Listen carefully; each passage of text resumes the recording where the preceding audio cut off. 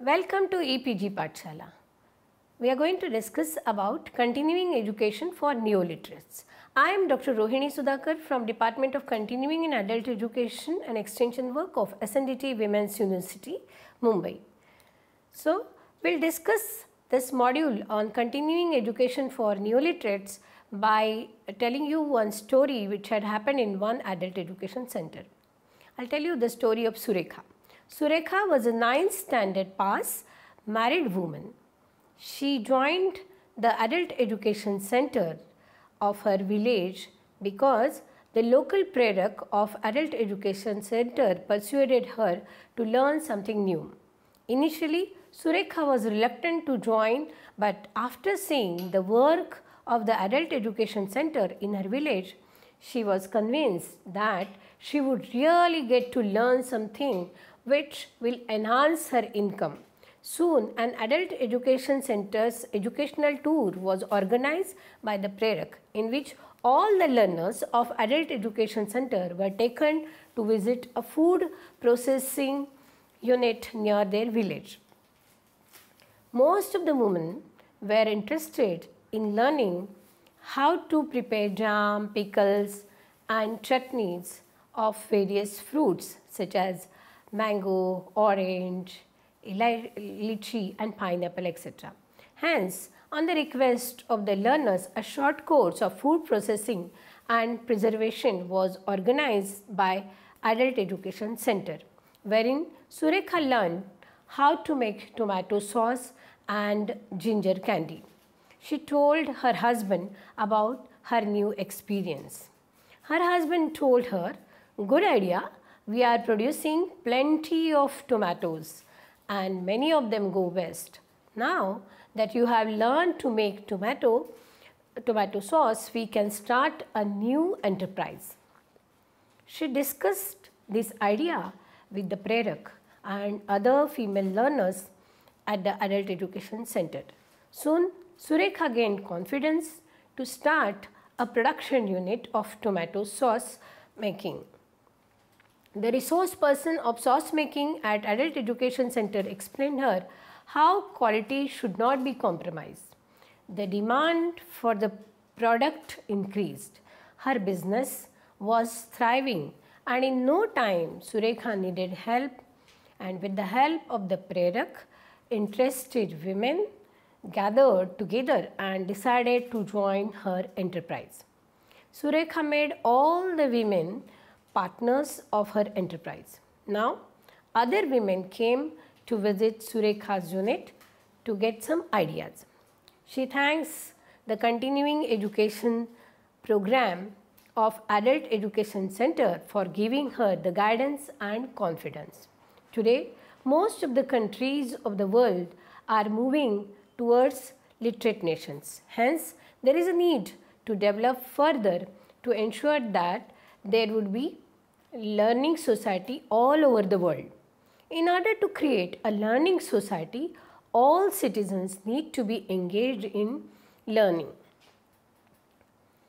Continuing Education Program, that is CEP, aptly relates to the European Union slogan which says, "It is never too late to learn." The core of Continuing Education Program is purposive, self-led and self-initiated learning. Continuing education is a need of all those who want to keep up with the changing knowledge domain. It is needed to learn new skills, improve them and hone them, which can add to one's income. Continuing education is a perpetual lifelong learning process. Objectives of the modules are as follows. At the end of the session, learners will be able to discuss definition of continuing education, enlist aim and objectives of continuing education program, recollect various terms used for continuing education, explain meaning and significance of continuing education, retrieve the history of continuing education program, name the providers of continuing education programs, infer the strategies of organization of continuing education program. Now we'll see what is the aim of continuing education. The aim of continuing education is to create a sustainable learning environment so that learners can pursue their literacy aspirations and be a part of learning society. The term for continuing education used by different countries are different. We'll see them one by one. In Netherlands, continuing education is called as in-service and continuous training. In USSR, it is called as further training. In USA, it is called as faculty retraining continuing education. In UK, continuing education is called as recurrent education, further education, staff development, self-instruction. And in Germany, continuing education is called as staff development. In Switzerland, it is said as instructional development. In France, education permanent. Adi Sheshai in 1981 said, while discussing about continuing education, that continuing education argued that assumption of some prior education that can be continued has nothing to do with formal education. The term continuing education is applicable to all who have been to school or not. He mentioned that basic literacy should be part of continuing education. UNESCO and Prerna too viewed literacy as an element of continuing education. Prerna and Caldwell both found that the basic purpose of continuing education is individuals learning for self-development and self-fulfillment. Now we will see definition of continuing education. Asia Pacific Program of Education for All, that is APEAL, was launched in 1987. The definition given by it still hold apt, which has defined continuing education as the provision of opportunities for lifelong learning. Under APEAL, the UNESCO Sub-Regional Seminar on Continuing Education held in Canberra, Australia in November 1987 defined continuing education as a broad concept which includes all of the learning opportunities all people want or need outside the basic literacy education and primary education. This definition implies the following, that is, continuing education for literate youth and adults. Continuing education is responsive to needs and wants. It can include experiences provided by the formal, non-formal and informal education, which includes its subsectors as well. It is defined in terms of opportunity to engage in lifelong learning after the conclusion of primary schooling or its equivalent. So, continuing education includes both formal and non-formal education. Now, we will see the meaning and significance of continuing education. UNESCO's Learning to Be report had a mention of a learning society, according to which a learning society is one in which all agencies of a society are the providers of education and not only those primary responsibility, that is of education or schooling. As needs arise, adults can draw on programs offered by formal education, non-formal education and informal education, as these subsectors are traditionally defined. Arne Carlson, Director, Institute of Lifelong Learning, said, "Sustainable literacy is the foundation of literacy." Now we will see the history of continuing education. Many philosophers of education have emphasized the importance of integrated continuous learning. Confucius, the Chinese philosopher, had said that he never refused anyone who wanted to learn. The people of Athens had a systematic lifelong learning consisting of training and participation of citizens in all aspects like theatre, music, games and context, libraries, art exhibition, etc. In India also, people participated in religious activities, cultural festivals, dance, drama, music and painting, etc. Rabindranath Tagore, through the establishment of Shanti Niketan integrated education with life and culture. For continuing education in England, village colleges of Henry Morris in Cambridgeshire opened in 1930. The land grant colleges of USA paved the way to bring people, especially farmers, merchandise and working people, to the university. In Canada too, continuing education had gained ground with the other Western countries. In 1972, UNESCO Institute of Education initiated a study on concept of lifelong education and its implication for school programs, curricula as well as promotion of research. In India, the continuing education movement was initially developed through various conferences sponsored by University Grants Commission across country during 1975-1976. In India, continuous learning was advocated by Dr. Mohan S. Mehta. Mehta said we should learn and receive new and true knowledge from everybody and everywhere. At the same time, we should not neglect or disregard our own treasure. Robbie Kitt's thesis of continuing learning or lifelong learning explains prepositions. National policy on education has documented that continuing education covering established as well as emerging technologies will be promoted. The National Literacy Mission designed the program of continuing education for neoliterates, which came into force in 1996, and a scheme of continuing education centers was launched. The main objective of continuing education program was to institutionalize continuing education for neoliterates and to ensure flexibility in design and implementation to address the needs of neoliterates.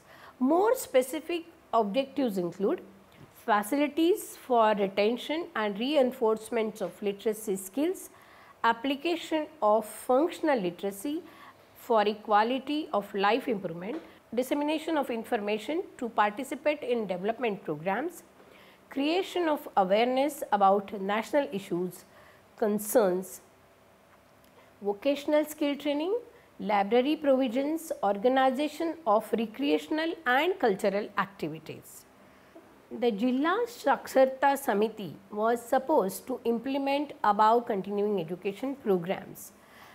As per the Directorate of Adult Education Manual on Continuing Education, a wide range of programs would have to be organized for neoliterates, including, for example, short-term courses, Charcha Mandal, that is discussion groups, information window, games and other recreational activities. A large number of activities in convergence with line departments and awareness and right-based agencies.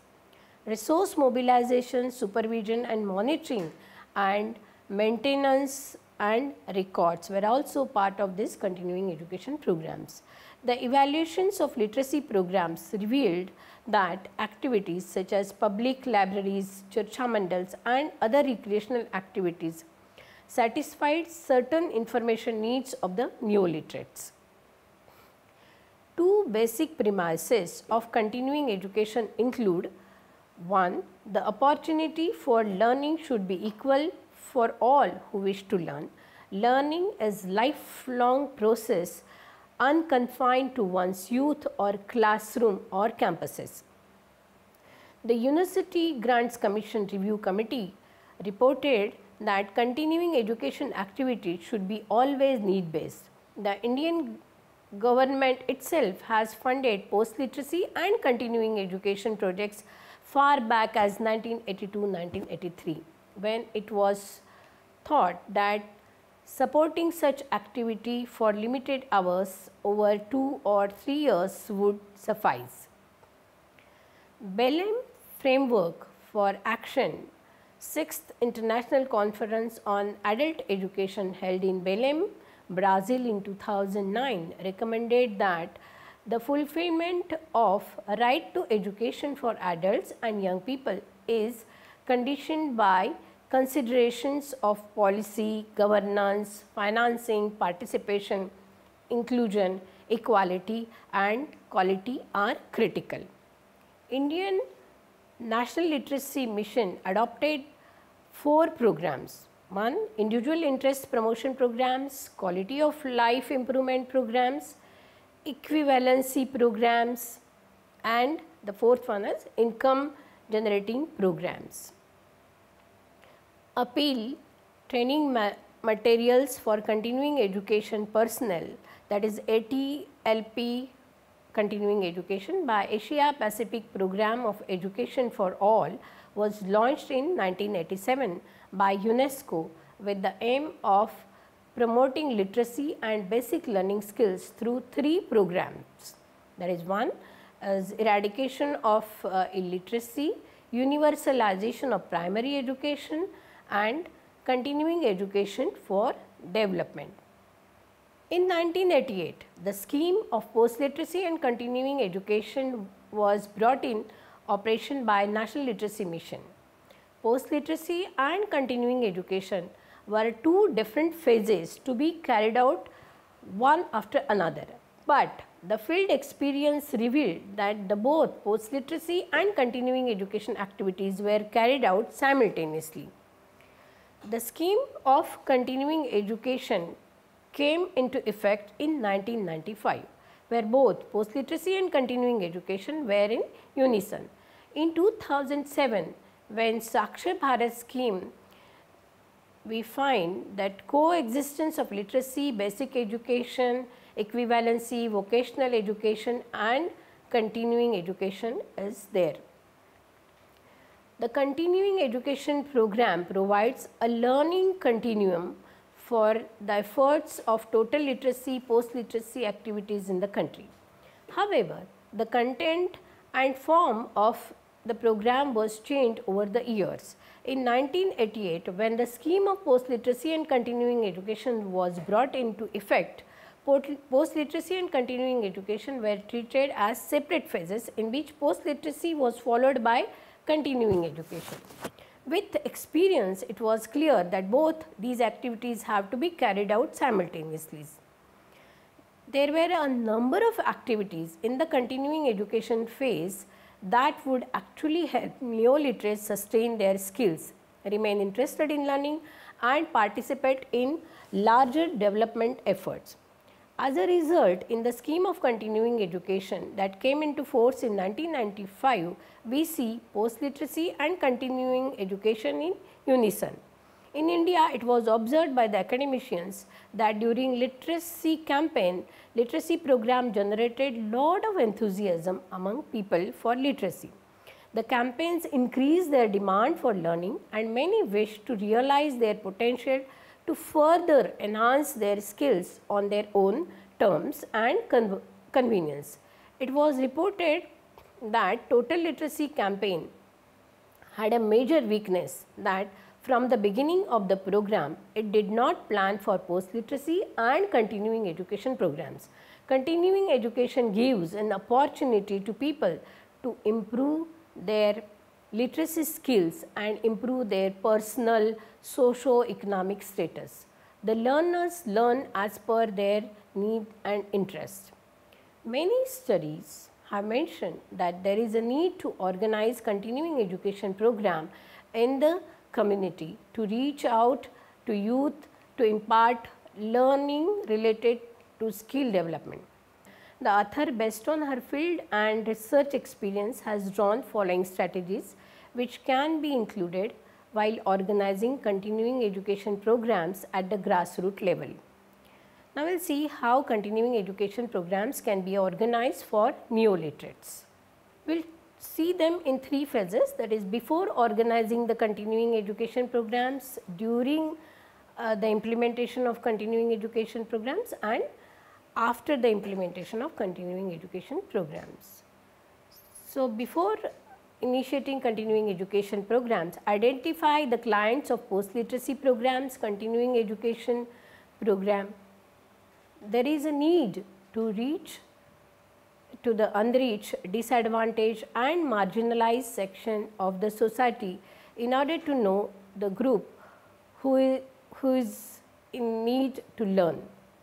The clients of continuing education program could be out of school groups, occupational groups, cottage industry workers, hotel hostel workers, workers in hospitals, shopkeepers, hawkers, construction workers, elected women leaders of local self-government, self-help group members, groups of scheduled caste, scheduled tribe, deserted women, widows, TB patients, people living with HIV, AIDS, and youth, boys, girls residing in slums, physically challenged, visually challenged, professional groups including doctors, nurses, teachers, engineers, lawyers, and special interest groups like those interested in learning art and craft, computer, use of internet, etc.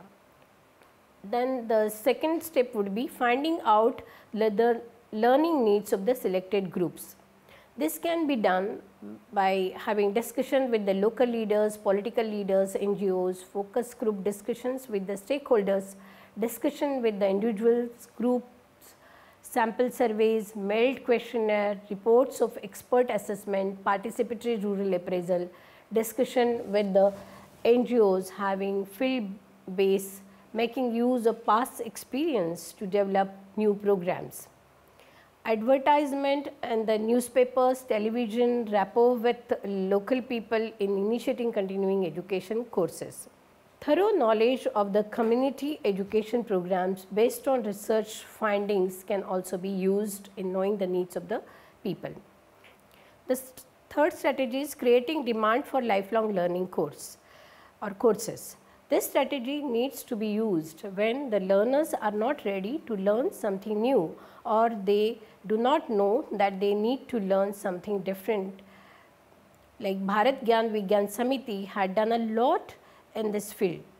Demand for learning can be created by various ways like contacting self-help group, local self-government, by networking through spreading awareness, convincing SHG members the need for the courses, giving details of the course, taking local people on educational tours and showing them successful projects.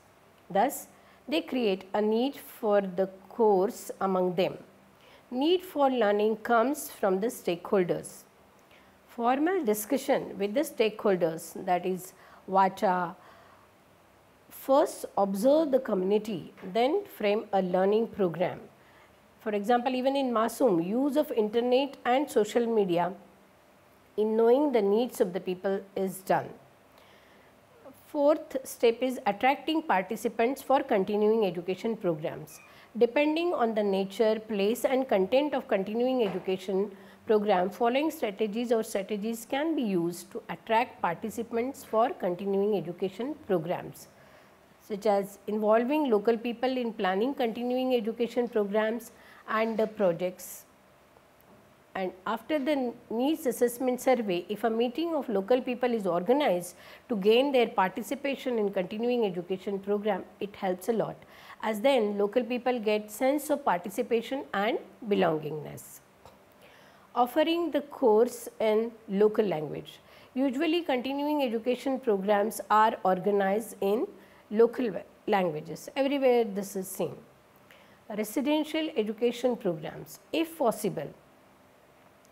Residential education programs can be organized, especially when the learners are geographically scattered and there is a possibility that they could be gathered at a central place for 3 to 5 days to complete the continuing education program. Further, such continuing education program can be organized for the inmates of hostel, protection home or of the organization.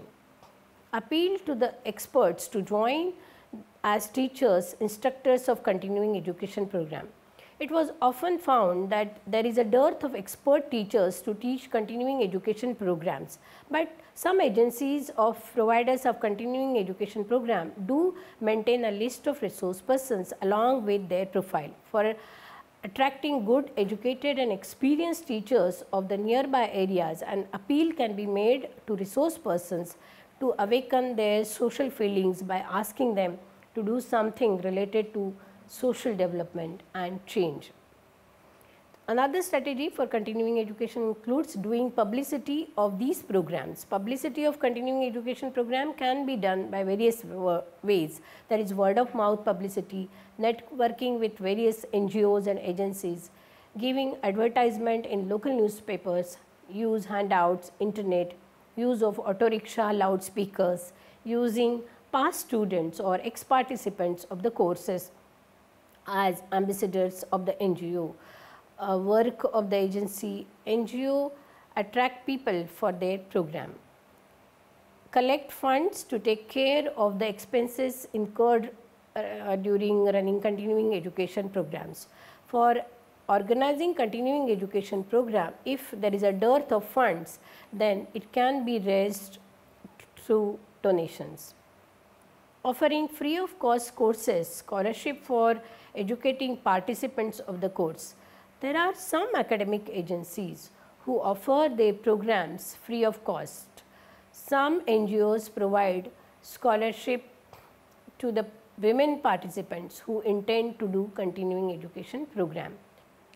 Employing local people for organizing continuing education programs. Many academic institutions, agencies follow the policy of appointing local people as resource persons of continuing education program, as this way stakeholders gain financial income. Further, in return get people having local knowledge and those who have we-feeling. NGOs like PATH, Manavlok have a policy of employing local people. These NGOs put in lot of efforts to build up the capacities of these local people. They insist on employing local people not only for getting employed according to their suitability to the job, but also for higher level jobs. In PATH, each employee is a success story as everyone has grown by working with PATH. Pratham, Doorstep School, Navjivan, Lokvikas Sanstha also tries to employ local people. During the implementation of continuing education program, what needs to be done, that we'll see. First, one has to do pre and post test of participants. Pre-testing the knowledge of participants before the beginning of the program gives an idea how much needs to be done for the learners according to the level of their learning. Now, we will see the teaching methods which can be used in continuing education program. Lecture method, it is often used for teaching and learning. The forum, information followed by questions from the audience. Symposium, preparation, that is presentation of different points of view and approaches and angles to stimulate analysis of the subject under discussion. Discussion can be another teaching method wherein pooling of small group ideas, experience and knowledge can be used. Field trips, study tours to gain first-hand experience of a problem situation can also be used as one of the continuing education program teaching method. Puppetry, drama, role plays, simulation games and film show followed by discussion to generate interest among participants. Poster charts, photographs, slideshows, tapes can also be used as teaching aids. Another thing in implementing continuing education program includes providing academic support for improving quality of teaching learning. Academic facilities, arrangements like an independent training center, building premises of their own with classroom, seminar hall, reception room and public hall with proper toilet and water facilities is also looked after while implementing continuing education program. Response to the learning needs of participant. Accept the learning concerns of the participant is required in continuing education program. Offer the learners what they need to learn even in the midst of the course can also be done. Indian Institute of Youth Welfare organizes courses in the slum areas of Nagpur city as per the convenience of women participants. In some of the NGOs like Dr. V.T. Patil Foundation, computer classes were organized in the night, that is from 8 to 10:30 p.m. because this time was suitable for women who were agriculturalists in Kolhapur. observing the growth of participants carefully and bring change in their lifestyle. Ensure that people for whom the continuing education program is organized would develop their personality while they attend the continuing education program. Ensuring completion of continuing education courses by the participants. Different methods like giving personal attention, paying home visits and convincing parents and of the young adult learners. These were very important strategies that were used by Kerwadi Social Welfare Association, Yerala Development Society, Avani Project, Doorstep, Secret and Dr. Reddy Foundation.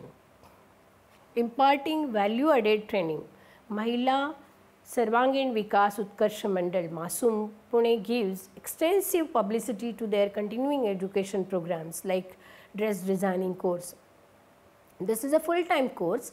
In addition to the set curriculum, Masum teaches yoga, health and HIV awareness to improve employability of the young girls and women. Production and distribution of teaching learning material while implementing continuing education program is done by Swayam Siddha and Pratham, and they distribute small booklets for children. A group of creative people was encouraged to come together for preparing these booklets for children. These booklets were distributed free of cost to the participants of the courses conducted by NGOs. Now we will see what is the thing which is included in post implementation of continuing education program. It includes feedback of the participants of educational programs, post-test evaluation of continuing education program, continuous evaluation, summative examination, and the objective of this evaluation is twofold, namely to provide a retrospective and a prospective analysis. The retrospective analysis takes the form of an interim evaluation of various qualitative and quantitative aspects of the implementation of continuing education program and the results achieved. The prospective analysis examines the strengths and weaknesses of continuing education, as well as it provides recommendations on the continued implementation of the current program and the design of the successor program. If possible, the organizers of continuing education program can organize an exhibition of items prepared by participants of the continuing education program and give them an opportunity to do marketing of their products in a bazaar environment held on the premises. Swayam Siddha Kolhapur provides such an opportunity to its participants on every Wednesday. But for many providers of continuing education programs or NGOs, this is not feasible as they do not have the required infrastructure. So, while concluding this module, I would like to say that as the nations all over the world are moving towards literate nations, there is a need to ensure the literates will not relapse into illiteracy. Continuing education needs to be institutionalized to ensure that neo-literates are provided with learning opportunities to continue their learning throughout their life. For this purpose, there is a need to take help of technologies like mobile, televisions, community radios, etc. to reach out the unreached. Thank you.